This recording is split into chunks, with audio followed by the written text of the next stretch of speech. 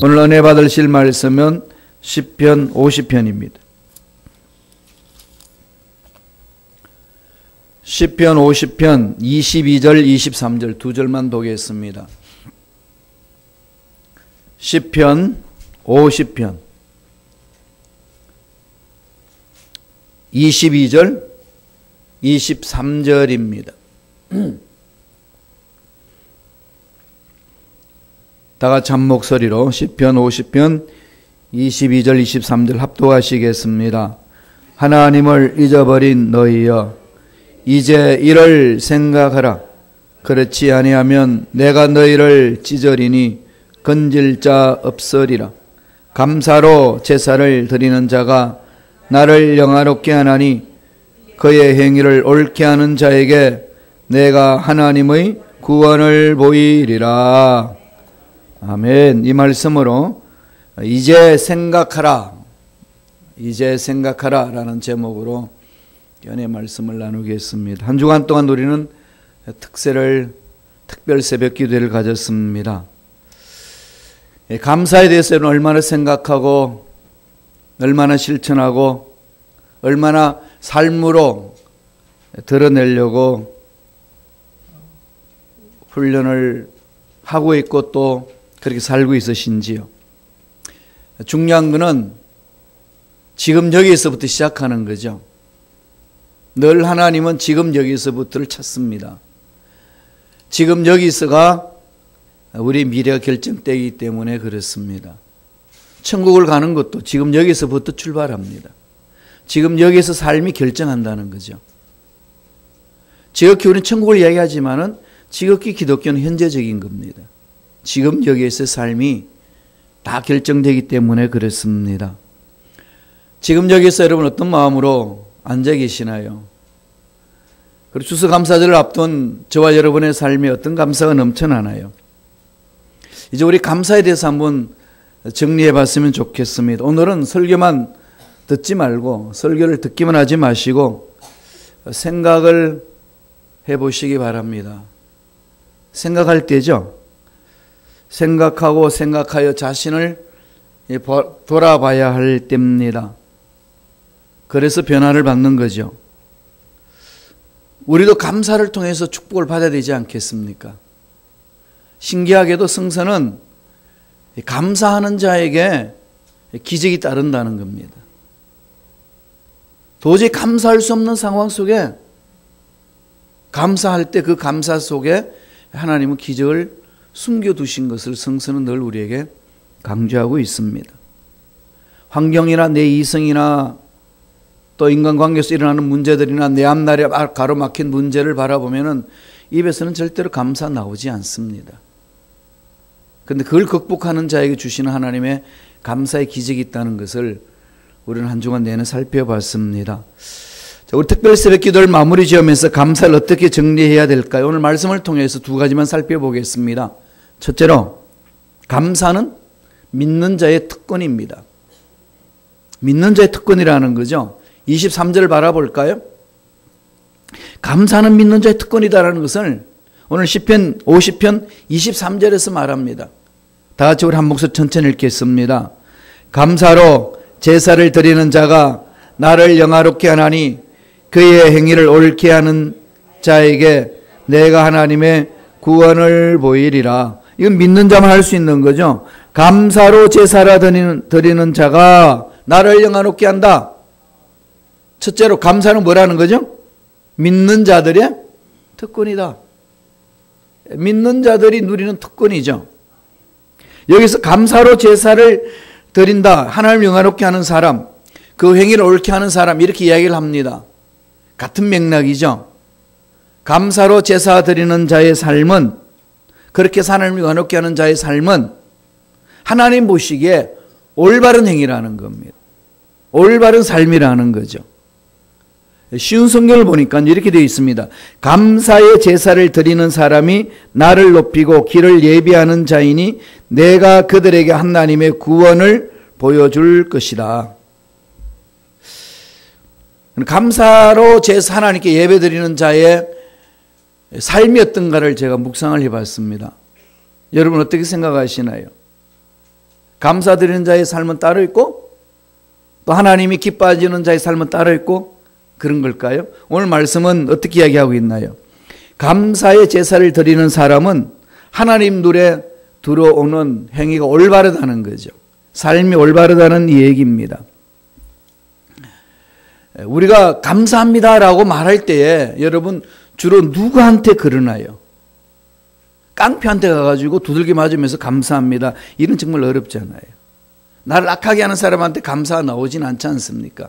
자기 스스로 의지로 해석해서 할 수 있을런지는 모르지만 아니면은 그 순간을 모면하기 위해서 할 수 있을런지는 모르지만은 정말 마음에서 우러나오는 감사는 아니지 않습니까? 마음속에서 우러나오는 감사는 누구한테 하나요? 그렇죠. 내 삶에 윤택하게 하고 정말로 감사할 수밖에 없는 사람 앞에 감사하잖아요. 그건 우리 인간의 마음이지 않습니까? 하나님 앞에 감사를 한다는 것은 어떤 말음이죠? 하나님을 날 보살펴 주셨고 생명을 주셨고 나를 구원해 주시고 하나님 자녀를 삼아 주셨다는 사실에 감격하니까 감사가 나오고 그래서 나를 살려주신 당신을 기쁘게 해드리고 싶습니다. 이런 고백 아니겠습니까? 여러분 예배를 어떻게 드리시나요? 소원을 아뢰는 예배입니까? 아니면 감사를 안고 와서 하나님께 고백하는 예배인가요? 이 보통 선물을 이렇게 주면 감사 기쁘죠. 막 칭찬도 해주고 선물도 기쁘잖아요. 그래 끝나면 좋은데 목사님 실은 부탁이 있습니다. 이러면 그냥 막 철컥 내려앉죠. 받아야 돼 말해야 돼. 학생들도 그렇습니다. 막 이렇게 막 강의 잘 들었다 그러고 강의 중에 최고의 베스트 강의다 그러고 그래서 교수님 건강을 위해서 가져왔습니다. 근데 실은 교수님 요청이 있습니다. 철컥 내려앉는 부분들이 있습니다. 하나님 앞에 우리가 어떤 마음으로 오느냐는 거죠. 한두 번 그럴 수는 있잖아요. 근데 매 순간 하나님 찬양합니다 이러면서 하는 거는 늘 뒤에 무엇가 있으면은 하나님과 나의 관계 어떤 관계일까요? 예배는 뭐 하는 거죠? 하나님 우주 만물을 창조하시고 이 세상을 완성하시고 내 생명을 책임지신다는 사실을 감격하면서 높여드리는 거죠. 그래서 오늘 본문에 뭐라고 이야기합니까? 감사로 제사를 드리는 자가 나를 영화롭게 한다. 이 말씀이 이해되시는 거죠? 그런 차원이라는 겁니다. 막 하나님을 높게 해드렸다가 내 필요를 다 나려야지 이런 차원이 아니고 하나님이 다 책임지신다는 확신과 믿음을 갖고 찬양하는 거죠. 감사하는 겁니다.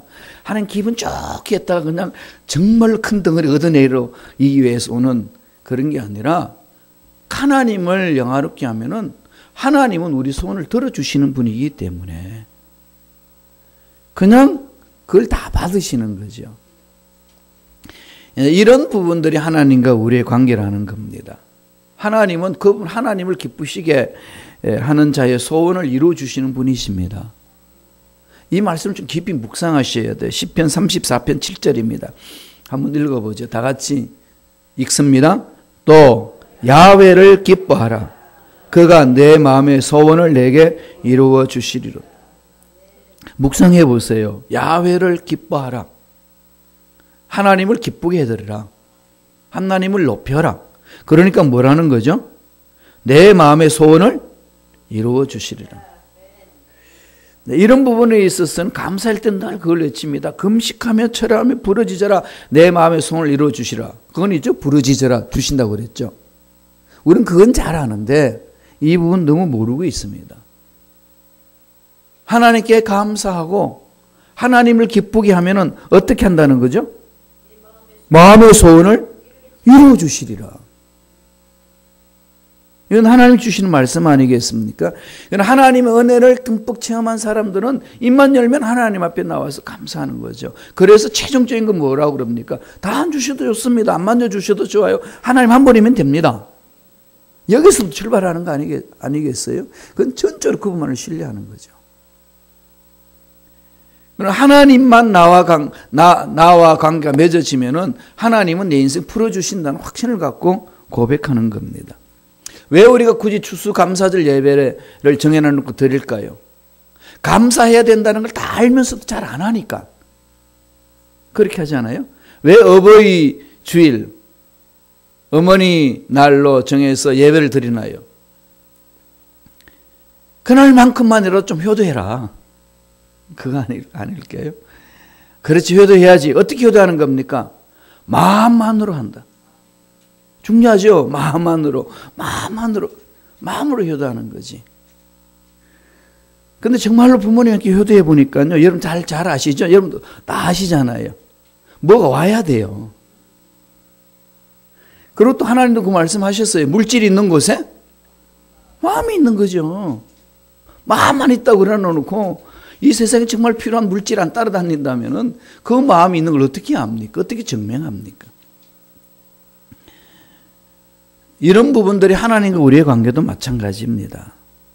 은혜를 알 때 하나님께 마음을 드릴 수 있고, 은혜를 알 때 하나님 앞에 예물을 드릴 수 있고 나아갑니다. 그래서 고백하는 거죠. 내가 나 된 것은 하나님의 은혜로다. 어저께 우리가 누가복음 17장에 나타나는 나병 환자들 10명을 받지 않습니까? 9명은 제사장한테 자기 몸 보여주기 위해서 가고 딱 한 명이 돌아옵니다. 돌아와서 예수님께 감사하는 거죠. 90%는 지금 여기서 감사를 안 해요.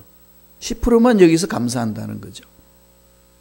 내 마음이 90%에 속해 있어서 언젠가는 감사하지 이런 마음인지, 아니면 지금 여기에서부터 감사로 시작하겠습니다 이런 마음인지. 김박성이죠. 감사에 대해서는. 감사는 뒤로 미루면 안 됩니다. 그냥 받은 대로 은혜가 있으면 그 자리에서 그냥 내가 가지고 있는 것 하나님 앞에 드리는 거죠. 야훼로 인하여 감사라는 그 마음이 늘 우리들은 환경과 관계없이 야훼 하나님으로 인해서 감사한다는 것을 우리 한 주간 내내 살폈습니다. 특별히 하박국이 그 말씀을 하잖아요. 우리 한 주간 내내 주제로 잡았던 것은 야훼로 인하여 감사하라. 이거 아니겠습니까? 내가 어떤 위치에 있느냐, 문제가 풀어졌느냐 아니냐, 이건 아니라는 거죠. 하나님의 방법은 먼저 그분을 기쁘게 하고 그분 앞에 마음을 집중할 때 너의 소원을 이루어 주신다. 흔들리지 말아야 된다는 거죠. 이 훈련 받아야 돼요. 하박국이 어떻게 고백했는지 한번 보죠. 하박국 3장 17절 18절 다 하는 말씀 한 번 더 우리 정리하면서 합독하시겠습니다. 비록 무화과 나무가 무성하지 못하며 포도나무에 열매가 없으며 감람나무에 소출이 없으며 밭에 먹을 것이 없으며 우리의 양이 없으며 외양간에 속 없을지라도 나는 야훼로 말미암아 즐거워 나의 구원의 하나님으로 말미암아 기뻐하리로다. 하나님으로 인해 기뻐하는 거죠. 지금 바벨론이 이스라엘을 침공해 온다는 소식을 듣습니다. 하나님이 하박국을 통해서 그걸 선포하라고 그럽니다. 그걸 들었을 때 선지자는 너무 떨리는 거죠. 정말로 애간장 다 녹습니다. 뼈가 떨린다고 그랬습니다. 뼈가 썩는 것처럼 떨린다는 거, 고통이 있다고 그랬습니다. 그러면서 하는 소리가 무화과 나무, 포도나무, 감람나무, 이것은 이스라엘 백성들의 생활을 유지하는 열매 아닙니까? 그럼 이것이 자랄 수 없을 정도로 초토화되어 버린다는 거죠. 바벨론에 의해서. 그런다 할지라도 나는 야훼로 인하여 기뻐하겠습니다. 하나님이 이 민족 하나님께 돌아오면 책임져 주실 줄로 믿습니다. 이 고백이거든요. 우리의 양이 없고 외양간에 외양간에 소가 없고 밭에 먹을 것이 없다 이 말은 정말로 이 바벨론 쳐들어와 가지고 다 가져가니까 자기들이 먹을 수 있는 게 하나도 없습니다. 다 잡아먹었어요. 빈털털입니다. 그럼에도 불구하고 나는 야훼로 인하여서 감사하겠습니다. 여기 기적이 있는 거죠. 미국이 건립될 때에 보면은 1620년에 102명이 메이플라워를 타고 와서 미국으로 오잖아요. 그 해는 너무 혹독한 추위 때문에 사람 추위에 시달렸고 농사도 못 지었습니다. 굶주림에 시달렸죠. 오면서 연약해서 병들어서 죽은 사람이 반이나 됐습니다. 그 속에서 금식함에 부르짖습니다. 그럴 때에 그 금식함에 부르짖는 한 사람이 우리가 금식하고 부르짖으면서 이 문제 벗어나 달라고 우리의 요구만 구하지 말고 여기까지 오게 하신 하나님께 감사합시다. 감사로 외치면서 감사로 기도드리고 감사로 예배드린 것이 추수감사절 유래 아니겠습니까? 그래서 인디안 도움을 받고 옥수수를 재배해가지고 옥수수 열매를 얻고 그 당시에 돌아다니는 칠면조 잡아가지고 그래서 이 추수감사절에 옥수수와 칠면조는 꼭 올라오잖아요. 그런데 칠면조는 맛이 정말 없어요. 그런데 그걸 먹는 이유는 뭐겠습니까? 우리 믿음의 조상들이 그 열악한 상황 속에서 감사를 드렸다는 것 아니겠습니까? 어떤 고난과 고통 속에 있었길래 그들은 감사드리지 않으면 안 되는 그런 상황이 있었을까요? 여러분 나중에 한번 찾아보세요. 어떤 고통 속에 있었길래 감사드리지 않고서는 견딜 수 없어서 그 열악한 상황 속에서 감사를 드렸을까요? 그는 진정한 고통을 겪고 나면 감사가 뭔지를 알잖아요. 그건 우리 많이 체험하죠. 그리고 이민자들의 삶은요, 감사가 넘쳐나는 것이 하나님을 만난 자의 사람들의 특징입니다. 더 감사를 잘 아는 거죠. 눈물 젖은 빵을 먹어먹지 않고는 인생을 논하지 마라. 정말 그게 이민자들이 체험할 수 있는 거 아니겠습니까? 감사는 뭐라고요? 믿는 자의 특권입니다. 그리고 믿는 자들이 누리는 축복입니다. 두 번째로 감사를 어떻게 정리하나요? 오늘 시편 기자는 감사는 하나님을 기억하는 것이다. 기억하다, 하나님을 생각한다는 거거든요. 감사와 생각은 어원이 같다고 그랬죠. think, thank. I에서 A로 바꾸면은 think가 thank로 됩니다. 하나님을 깊이 생각하면 감사가 저절로 외쳐지는 거죠. 하나님을 잊어버리면 감사가 없습니다. 하나님을 잊어버리면 문제가 앞서고 하나님을 잊어버리면 불평불만만 나고 짜증만 납니다. 교회 공동체에서 여러분 신앙생활 하시면서 교회 오자마자 감사가 없으면요 신앙을 돌아보세요.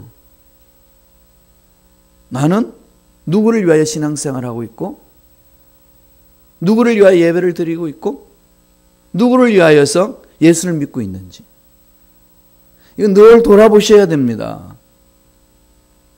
교회 오면 짜증날 일 많죠. 목사님도 꼴보기 싫을 때 있고 목사님들 그러시더라고요. 성도님들 꼴보기 싫을 때 있다고. 서로 꼴보기 싫다 그러면 어떻게 볼까요? 그럼 하나님은 꼴보기 싫은 사람들끼리 꼴보기 좋지 않다고 외치면서 살려고 모아주셨나요? 그거 아니잖아요.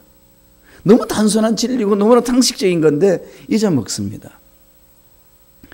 감사는 뭐라고요? 하나님을 기억하는 겁니다. 오늘 말씀을 한번 보죠. 시편 50편 22절입니다. 왜 감사를 잊어버리는지 이유를 말하고 있죠. 다 같이 읽겠습니다. 하나님을 잊어버린 너희여 이제 이를 생각하라. 그렇지 않으면 내가 너희를 찢으리니 건질 데 없으려.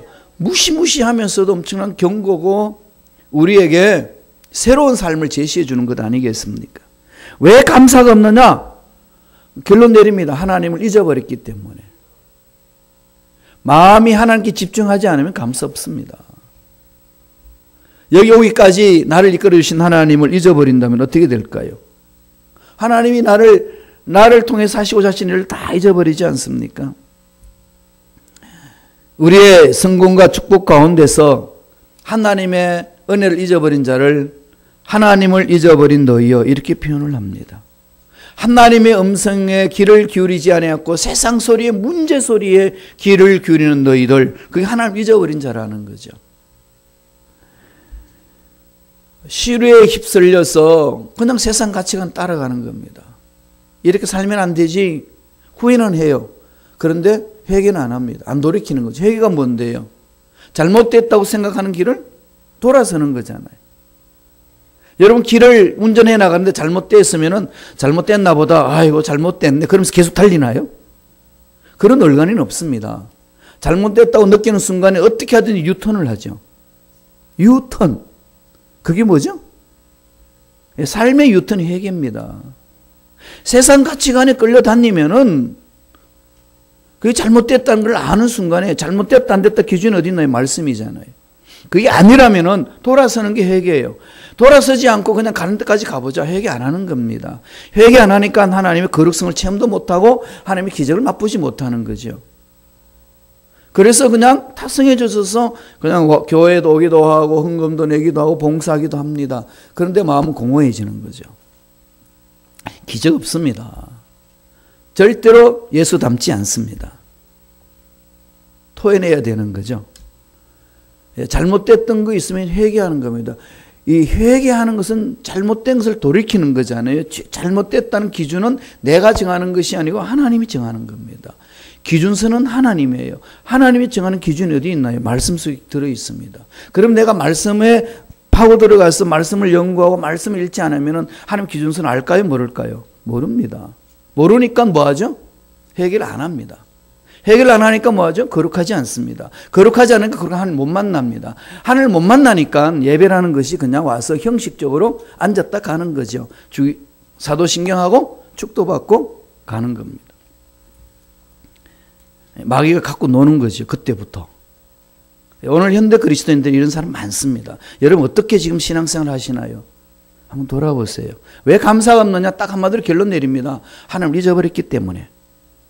하나님을 잊어버린 자는 감사를 할 수 없다고 성서는 우리에게 가르쳐 줍니다. 하나님을 잊어버리지 않고 하나님이 내 마음의 중심에 있는 사람 어떤 상황에서도 이렇습니다. 여러분 오뚜기는 어떻게 하죠? 아무리 던져도 일어서잖아요. 발로 차보세요. 저 멀리 날아가가지고 놀리듯이 일었습니다. 왜 일었을까요? 간단하죠? 예, 오뚜기는 제일 중심에, 제일 아래에 쇳덩이가 있습니다. 중심에 쇳덩이 있기 때문에 그 오뚜기는 아무리 넘어뜨리려고 해도 어떤 방법으로도 넘어뜨릴 수 없는 게 오뚜기지 않습니까? 하나님을 잊어버리지 아니하고 하나님이 내 중심에 자리 잡고 있으면 어떤 상황이 있든지 일어섭니다.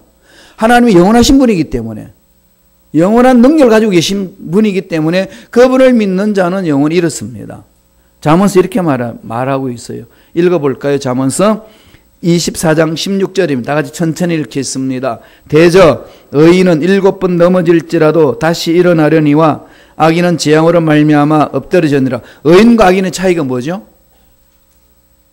악인은 하나님이 없는 자예요. 의인은 하나님이 있는 자예요. 하나님 믿는 자입니다. 하나님이 그 마음의 중심에 있는 자예요. 악인과 의인을 어떻게 구분하나요? 아버지 약속의 말씀을 믿고 하나님 자녀가 되는 자들은 의인이고 내가 날 보기에 참 어리석고 연약하고 넘어지고 자빠지지만 예수를 믿는 자는 하나님이 다 의롭다고 칭해 주십니다. 의인이에요. 그 의인은 뭐죠? 7번 넘어질 때 다시 일어납니다. 즉 예수 그리스도가 내 마음속에 자리 잡고 있는 거죠. 중심입니다. 그러면 늘 하나님의 생각에 집중하는 거죠. 하나님의 생각이 내 생각이 되고 하나님의 생각과 내 생각이 일치가 되니까 하나님이 위대하신 계획을 마음껏 체험하는 거지요. 그런 거 생각하니까 입에서 뭐가 외쳐질까요? 감사가 외쳐집니다. 죽을 것만 같았는데 먹을 것도 없는데 그러면서 외치는 거죠. 하박국처럼 없을지라도 감사합니다. 그럼에도 불구하고 감사합니다. 사자굴 속에 들어간다 할지라도 하나님이 인생 책임져 주신다는 확신이 있으니까 창문을 열어놓고 감사하며 기도 드리는 거죠. 이게 우리 신앙이 되어야 된다는 거고 우리가 닮아가야 될 부분들입니다. 예레미야 선지자를 통해서 하나님이 이렇게 권면을 하십니다. 다 같이 한번 읽어보죠. 이사야 55장 8절과 9절입니다. 다 같이 읽겠습니다. 이는 내 생각이 너희 생각과 다르며 내 길은 너희 길과 다름이니라. 야훼의 말씀이니라. 이는 하늘이 땅보다 높음 같이 내 길은 너희의 길보다 높으며 내 생각은 너희 생각보다 높음이라. 예, 하나님의 생각이 우리보다 높으니까 늘 하나님의 생각이 내 생각을 맞추는 거죠. 그런데 이게 잘못되면은 내 생각은 고정되어 있고 내 생각을 관철하기 위해서 하나님의 능력을 끄잡아 당기는 거죠. 이렇게 기도하는 사람 많이 있습니다.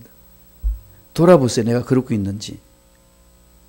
기도는 하나님 뜻에 맞추는 거잖아요. 하나님의 고집에 내 생각을 맞춥니다. 하나님 고집 꺾을 자 없습니다. 그러니까 하나님의 생각을 하게 되면 하나님 이루신 것에 대해서 깊은 생각 속에 들어가니까 그 깊은 생각 속에서 감사가 넘쳐나는 거죠. 그런데 그렇지 아니하면 뭐가 될까요? 불평이 나옵니다. 감사의 반대말은 불평이잖아요. 불평이 들기 시작하면 매사가 불평스럽습니다. 옆에 있는 사람도 대해서도 목사님에 대해서도 일꾼들에 대해서도 딱 불평불만이 나와요. 왜 불평불만이 올까요? 하나님이 주신 은혜에 스스로 만족함이 없으니까. 그러니까 짜증이 나고 불평이 나죠. 바울이 디모데에게 이야기합니다. 디모데전서 6장 6절에 보면은 그러나 자족하는 마음이 있으면 근거는 큰 이익이 되느라. 자족하는 마음, 하나님 은혜에 감사하는 마음, 이 마음이 있으면은 부족함이 없는 거죠. 그래서 다윗이 시편 23편 1절에 뭐라고 그럽니까? 야훼는 나의 목자시니 내가 부족함이 없다. 내게 부족함이 없다. 야훼는 목자라는 겁니다. 야훼는 목자이기 때문에 부족함이 없는 거죠. 야훼가 나의 목자라는 사실이 내 삶에 구체적으로 적용되지 않고서는 늘 부족함이 있고 고통스럽습니다. 시편 50편 22절 한 번 더 읽어보죠. 정말 무섭습니다. 다 같이 읽습니다. 하나님을 잊어버린 너희여 이제 이를 생각하라. 그렇지 아니하면 내가 너희를 찢으리니 건질 자가 없으리라. 예, 건질 자가 없으리라.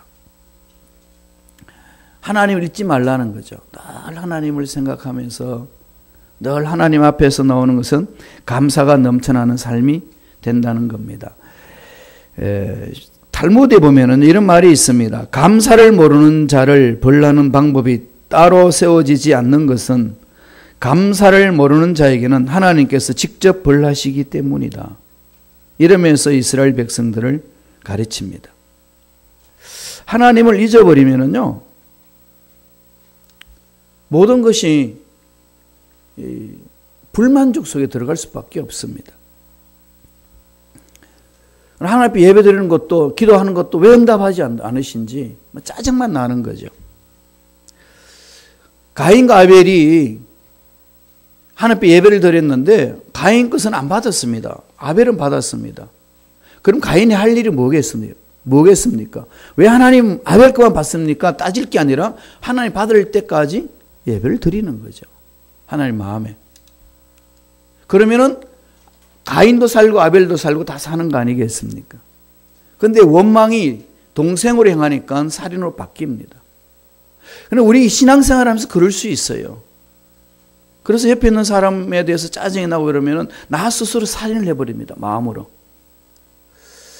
전 목회하면서 제 마음속에 간직하는 목회 철학 1호가 딱 하나 있습니다. 늘 외치는 것은 사람을 살리는 목회를 하자. 교회는 사람을 살리는 곳이다. 그래야 여러분도 살고 저도 사는 거 아니겠어요? 예수님을 인해서 사는 거거든요. 하나님의 그 놀라운 섭리가 있습니다. 요새 제가 이렇게 거울을 보면서 느낀 게 있어요. 늙어가고 있구나. 죄송해요. 거울을 보면은 늙어가고 있구나. 늙어가더라고요. 그럼 다짐합니다. 늙어가지만은 멋지게 늙자. 여러분 한번 보세요. 늙어갑니다. 늙는 건 못 막지만은 멋지게 만드는 거는 우리가 만들 수 있습니다. 늙을 때는 멋지게 늙어야 돼요. 예, 멋지게 늙자 좀 외치면서 그런 멋진 삶을 살아내시기를 축원드립니다. 결론은 뭐죠? 하나님을 기억하는 거예요. 겉은 후피하지만 속 사람은 새롭습니다. 아무리 육체가 늙어가도 내 속은 안 늙어갈 수 있어요. 그게 멋지게 늙는 거 아니겠어요?